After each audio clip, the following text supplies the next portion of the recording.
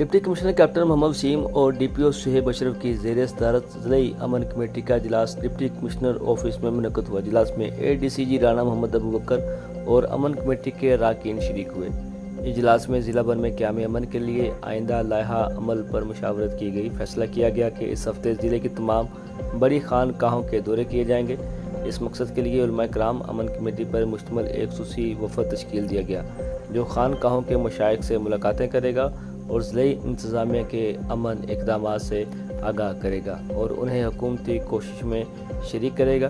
Deputy commissioner Sargodha نے کہا کہ امن کمیٹی امن کا گلدستہ ہے، جس کے ذریعے تمام مکاتب فکر کو ایک پلیٹ فارم پر جمع کر کے ضلع میں بھائی چارے، تحمل برداشت کے کلچر کو فروغ دیا جا رہا ہے۔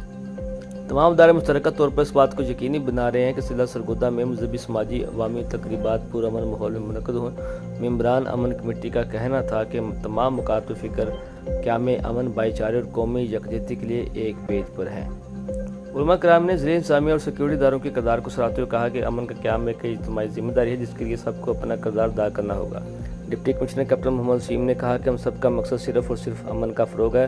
ضلعی انتظامیہ، پولیس اور علماء کرام ایک ہی صف میں کھڑے ہیں تاکہ سرگودا کو مکمل طور پر پرامن ضلع بنایا جا سکے۔ اجلاس کے اختتام پر ملک و قوم کی سلامتی، اتحاد امت اور استحکام پاکستان کے لیے دعا کی گئی۔